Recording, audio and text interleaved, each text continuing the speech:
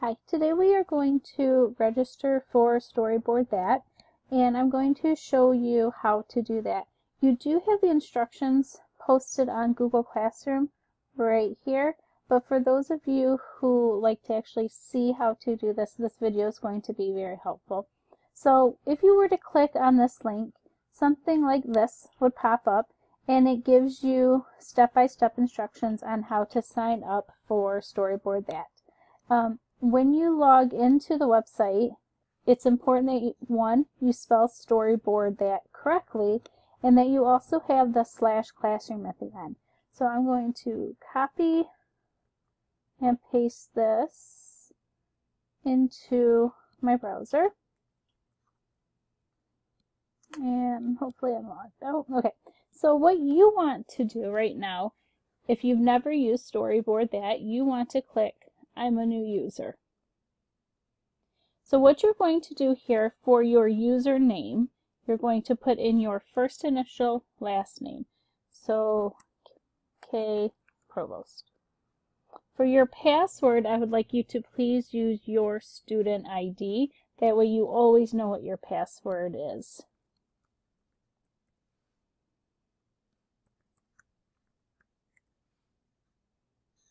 And then you will have to click that you read and understand the terms of conditions. And you're going to register for Storyboard That. Oh, okay, I have to choose a different one. So I will actually use my daughter's name.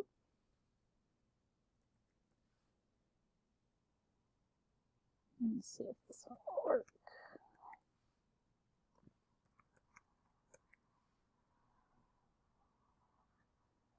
Okay, perfect.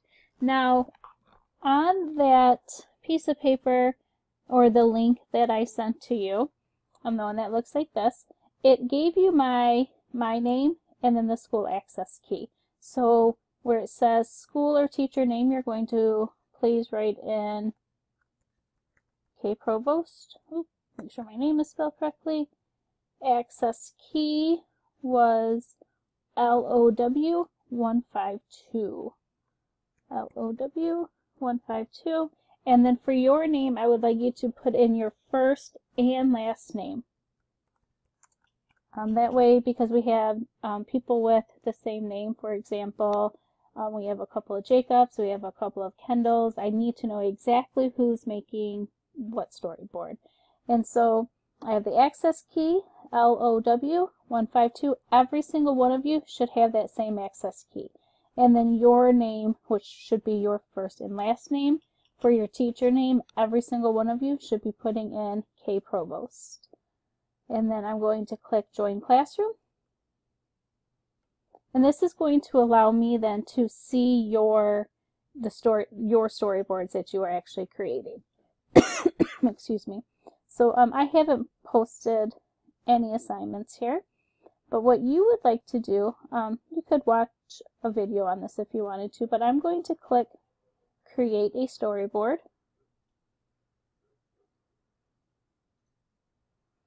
And this is where Storyboard is actually pretty cool.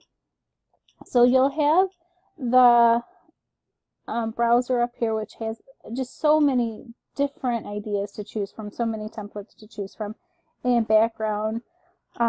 What you're going to do first, let me widen this out a little bit so you are able to see all of these. I want you to add cells. So right in the bottom where it says add cells, please click that.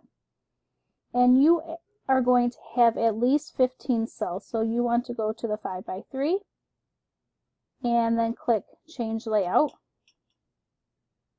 And you'll notice that you now have 5x3 cells. And so your job is to choose a myth from the textbook that we have been reading, and you are going to create a plot map for that myth. So your very first cell is going to be, so if you were to look at the instructions, so we've done the 15 cells, we've changed the layout. The first cell is going to be the title, author, and your name. So I'm going to come here, and in order to get the text, you want to click textable. So you'll click this. Excuse me. And this will kind of put a little, like a thought bubble on here. I want something fancy, so I'm going to choose this. You click and drag it over. And you'll see here you can rotate, you can add layers, you can add the different colors. Really, I do want it a little bit bigger, so I'm going to drag it down. And then you're going to put in the title of the myth that you are choosing. So I would probably want The Origin of the Seasons, because that's one of my favorite. And I put it in quotation marks because this is a selection out of an anthology. And then I'm going to put the author's name, and then I'm going to put my name. And when you're done, you just go over to the next cell and you'll be able to see how it looks out here. So I want characters, and when you look under characters, you should actually have the option to go to monsters and myths. And so when you look at this and you're thinking about what you actually want to retell or which myth you actually want to work on, you want to make sure the character is matching the mood and the tone and the actual myth. So in The Origin of the Seasons, we have Persephone and we have Hades. And so, oh, this looks like it would have been a good one for Orpheus. Let's see, I want a beautiful one because Persephone is the spring maiden. Let's see if I have anything here. I guess we can try this one. And again, you're going to click and drag. And right in the beginning of The Origin of the Seasons, this is where Persephone is out picking flowers with her maidens, and Hades opens up the ground and kidnaps her. But I want my first scene, that exposition, or the inciting incident, to be where Persephone is picking flowers. So I have Persephone here. Again, you can change her hair color, you can put makeup on her, you can change her pose. So here I could have a side view, I could have the back view. I actually think I will pick the side view because she's going to be bending or making flowers. So let's make her left arm this, see her right arm. And really you're just going to have to kind of play around with it and see what you, oh, that's sitting, I don't want that. Oh, that one wouldn't be too bad because she could be bending down picking the flowers.